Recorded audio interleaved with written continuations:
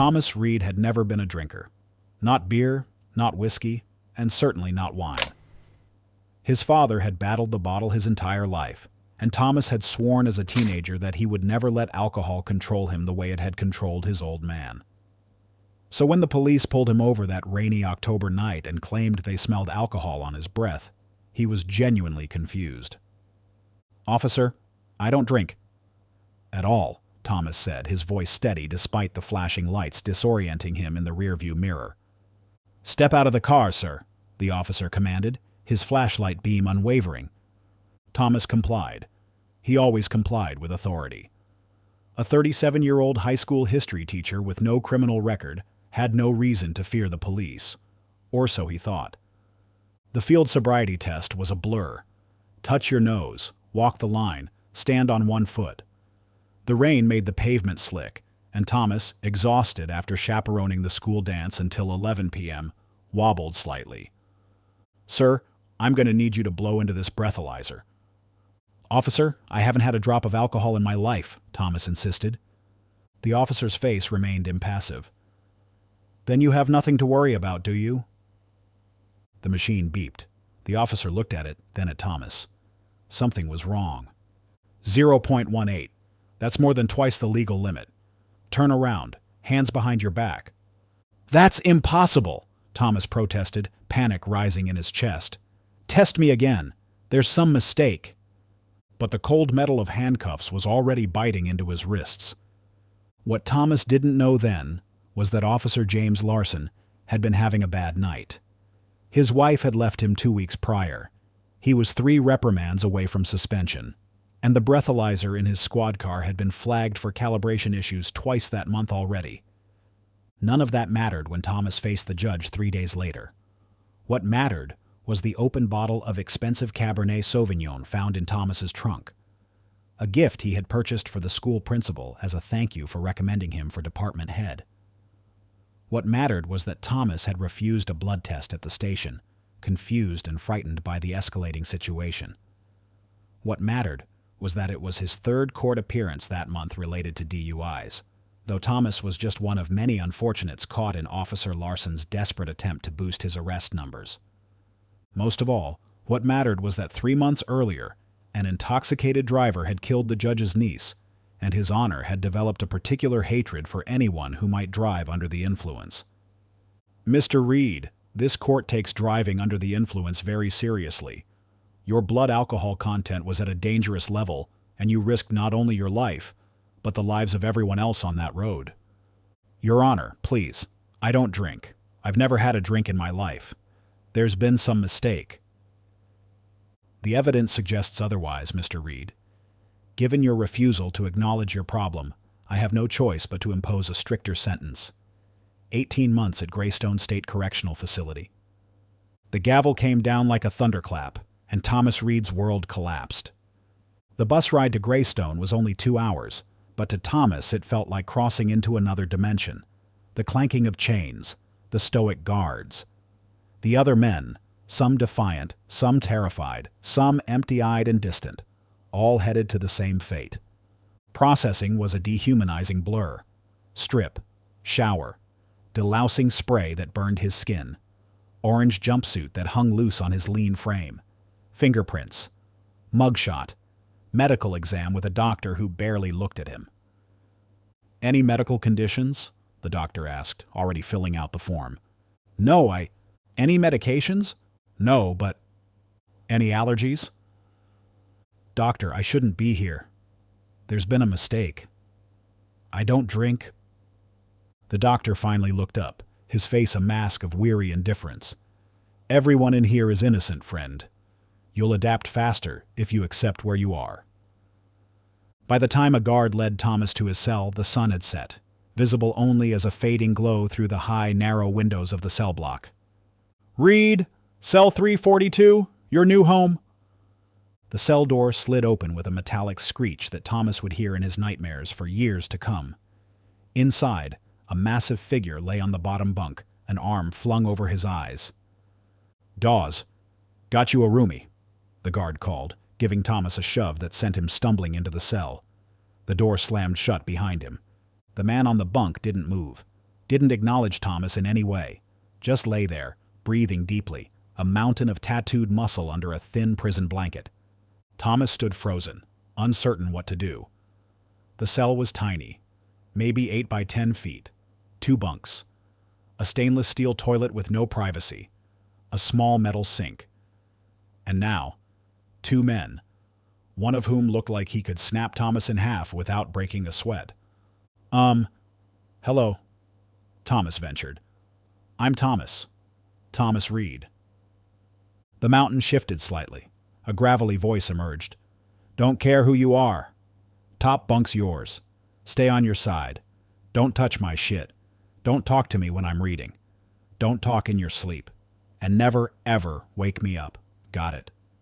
Yes, I got it, Thomas said, his voice smaller than he intended. Good. Now shut the fuck up. I got 4 more chapters before lights out. Victor Dawes, Thomas would later learn, was serving year 7 of a 12-year sentence for aggravated assault and armed robbery. The former linebacker had a reputation as someone you didn't mess with, not because he sought trouble, but because he ended it decisively when it found him. That first night, Thomas lay awake on his thin mattress, listening to the symphony of prison sounds, distant shouts, muffled sobs, the occasional clang of metal on metal, and the constant, oppressive hum of the facility itself, a living, breathing beast that had swallowed him whole. He didn't cry, not then. The shock was still too fresh, the disbelief too powerful. This wasn't happening. Couldn't be happening. Tomorrow someone would realize the mistake. The breathalyzer results would be questioned. A blood test would prove his innocence. His lawyer would file an appeal. Tomorrow this nightmare would end. But tomorrow brought only the harsh reality of prison life. The 5 a.m. wake-up bell. The humiliating morning count. Breakfast that could barely be called food. And the predatory gazes that followed Thomas as he made his way through the cafeteria. A fresh face, visibly out of place, radiating vulnerability with every hesitant step. Well, what do we have here? A wiry man with neck tattoos slid onto the bench beside Thomas, too close, deliberately invading his space. You look lost, pretty boy. Thomas stared at his tray, heart hammering. Just trying to eat my breakfast. Sure. First day's always rough. You need a friend in here, someone to show you the ropes. The man's hand slid under the table, coming to rest on Thomas's thigh. I can be that friend.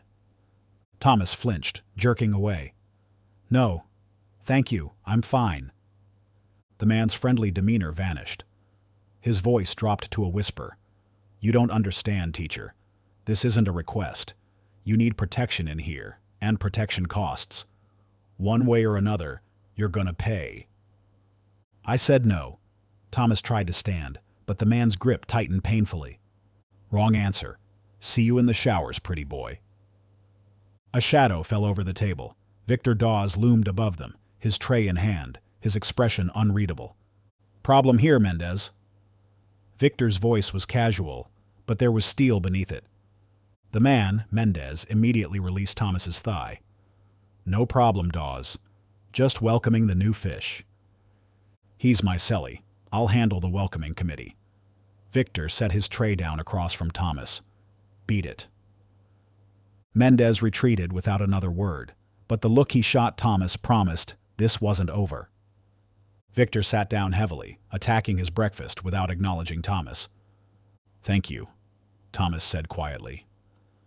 Victor didn't look up. Didn't do it for you. Can't have that shit happening to my cellie. Reflects badly on me. He chewed thoughtfully, then added, word of advice, stop looking like prey. How exactly do I do that? For starters, sit up straight. Look people in the eye. Don't flinch. Walk like you've got somewhere important to be. And if someone comes at you, you've got 2 choices. Submit completely or fight like hell. No middle ground in here. It was the longest conversation they'd had, and it ended as abruptly as it began, with Victor focusing entirely on his food. But something had shifted, if only slightly. That night, Victor tossed a dog-eared paperback onto Thomas's bunk. Might help pass the time, he said gruffly. Just don't bend the pages. The book was The Count of Monte Cristo. Thomas almost laughed at the irony. The next few weeks established a routine of sorts. Thomas kept his head down, followed Victor's advice about not looking like prey, and spent every free moment in the prison library, researching his case and learning about prison life. He wrote letters to his lawyer, to former colleagues, to anyone who might help prove his innocence. Most went unanswered. Victor remained aloof but occasionally offered gruff advice or warnings about which areas or people to avoid. Thomas learned to read his cellmate's moods, to give him space when he needed it, and to listen on the rare occasions when Victor felt like talking. One night, after lights out, Victor's voice drifted up from the lower bunk. "What did you do before this?" "On the outside." Thomas, surprised by the personal question, answered honestly. "I was a history teacher. High school." A grunt. "Figured it was something like that? You got that look?" "What look?" "Like you still believe in things. Justice. Fairness. That kind of bullshit." Thomas sighed. "Maybe I did once." "What did they get you for anyway? You don't seem the criminal type." "DUI. Except I don't drink. Never have." A long silence followed. Then, "Seriously?" "That's some bad luck, Teach." "It wasn't luck. It was a broken breathalyzer and a cop with something to prove, and a judge who didn't care about the truth." Another silence, longer this time. Thomas thought Victor had fallen asleep when his voice came again, lower, more thoughtful. "System's rigged, man. Always has been. Some of us never stood a chance." It was an opening, and Thomas took it. "What about you?" "If you don't mind me asking."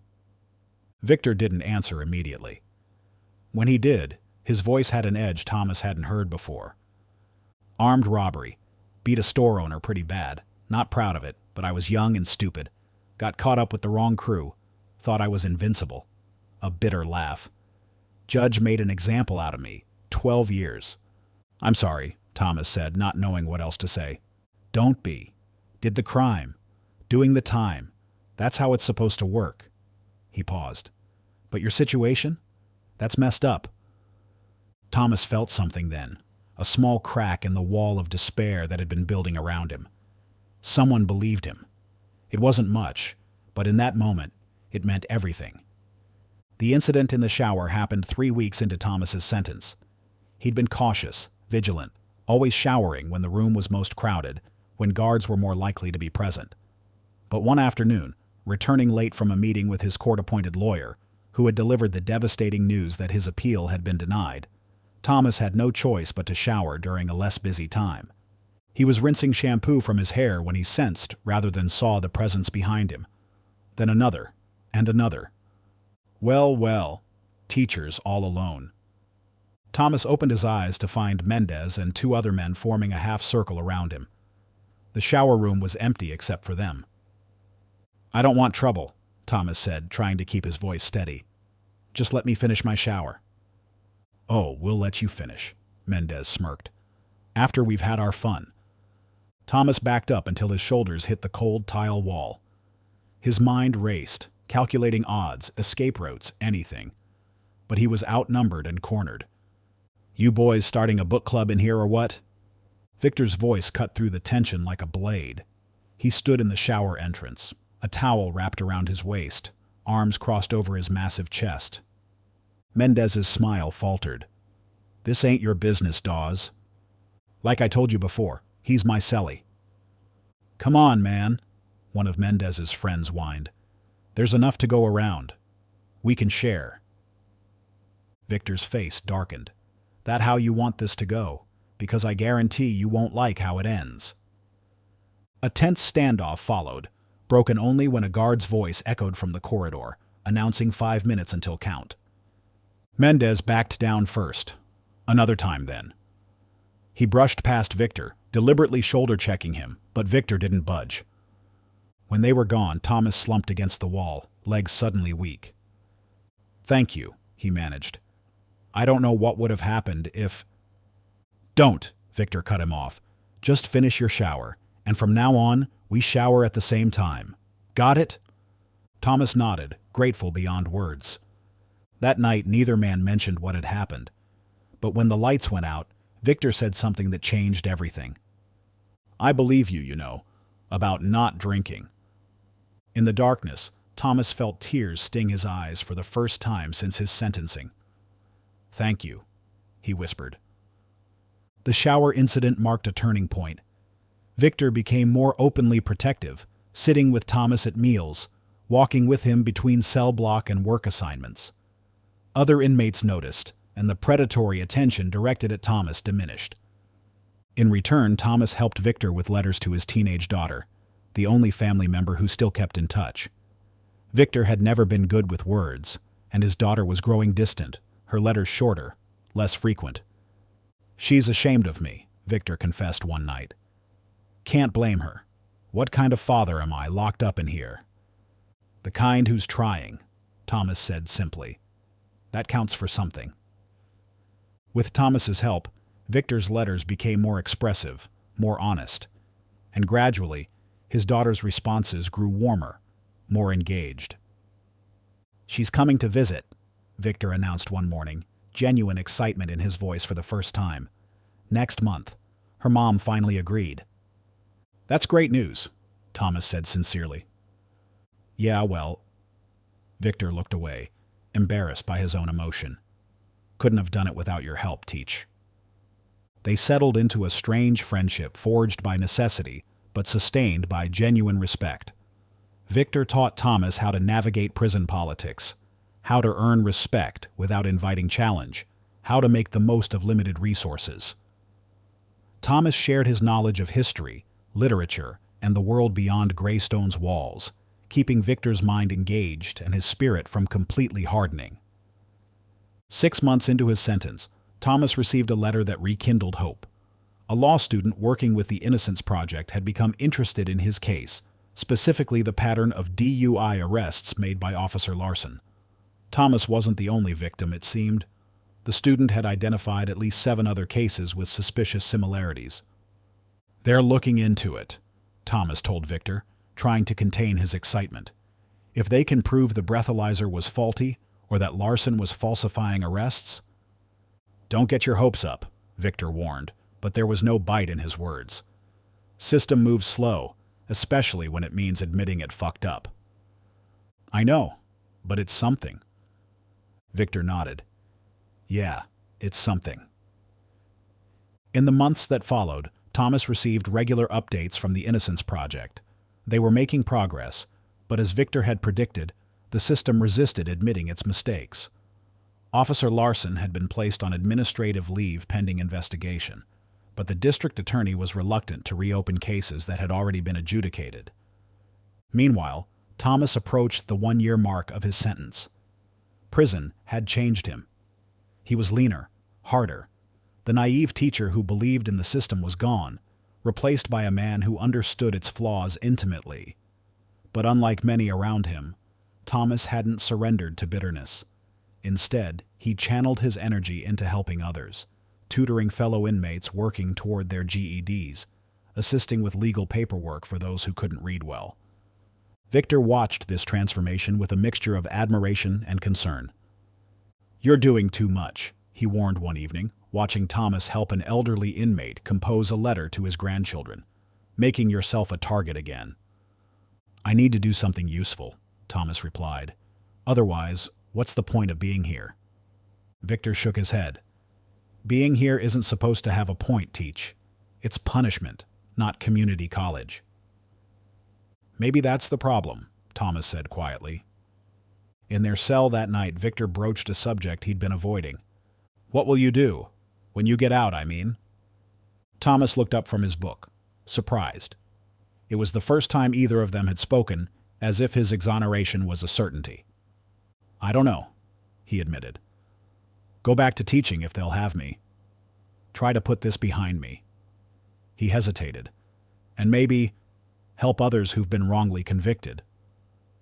Victor nodded thoughtfully. "You'd be good at that." "What about you?" 3 more years, right?" 4 years, 8 months, and 17 days, Victor corrected with a grim smile. "Not that I'm counting." He was quiet for a moment. Got no plans, no skills except breaking things, no one waiting except my kid, and she'll be grown by then. You could get your GED while you're in here, Thomas suggested. Maybe take some college courses. I could help. Victor scoffed. What for? Who's going to hire an ex-con pushing 40 with nothing but a prison education? You'd be surprised. There are programs, organizations that work specifically with... Save it, teach. Some of us are right where we belong. The system didn't mess up with me. That doesn't mean you can't change, Thomas insisted. Become someone different. Victor didn't respond, but the next day he asked about GED preparation materials. 14 months into Thomas's sentence, the breakthrough came. 2 former colleagues of Officer Larson came forward, testifying that he had boasted about juicing the numbers and had specifically mentioned tampering with breathalyzer results. Combined with the statistical analysis showing his improbable success rate with DUI arrests, it was enough to reopen several cases, including Thomas's. The hearing was brief. The judge, not the same one who had sentenced him, looked genuinely troubled as she reviewed the evidence. Mr. Reed, in light of this new evidence, this court has no choice but to vacate your conviction and order your immediate release. The state of Illinois offers its sincere apologies for this miscarriage of justice. Just like that, it was over. The nightmare that had consumed nearly 15 months of Thomas's life was officially acknowledged as an error. No compensation was offered. No real accountability for those who had robbed him of his freedom, his reputation, his peace of mind. Just an apology and a stack of release paperwork. His last night at Greystone, Thomas sat on the edge of his bunk, packing the few possessions he had accumulated. Some books, letters from the Innocence Project, a hand-drawn card from Victor's daughter thanking him for helping my dad be better at words. Victor watched from his bunk, uncharacteristically subdued. So, tomorrow's the day, he said finally. Yeah, Thomas replied, a complex mix of emotions making it hard to say more. You ready? Thomas considered the question. I don't know. Everything will be different. You'll adjust. You're good at that. I've been thinking, Thomas said hesitantly. What if I keep helping? With your GED prep, I could write, send materials. Victor shook his head. Nah, clean break, teach. That's what you need. It doesn't have to be. Yeah, it does. Victor's voice was firm. You stayed human in here. That's rare. Now you need to go be human out there. He paused. But maybe, when I get out, if you meant what you said about those programs, I'll be there, Thomas promised. Whatever you need. They didn't shake hands, didn't hug, but the look that passed between them held everything they couldn't say. Gratitude, respect, a strange friendship forged in the darkest of places. The next morning, Thomas walked out of Greystone State Correctional Facility, wearing the same clothes he had worn the day he arrived, now hanging loose on his frame.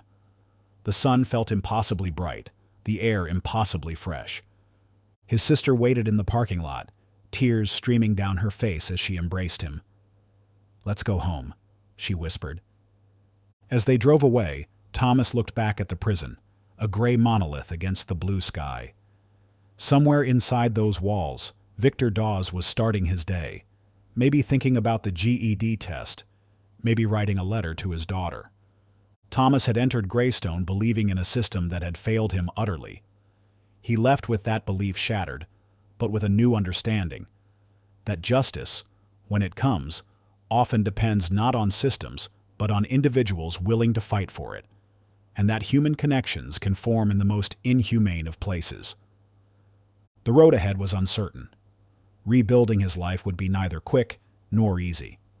But as the prison disappeared from view, Thomas made a silent promise, to himself, to Victor, and to all those still trapped behind those walls.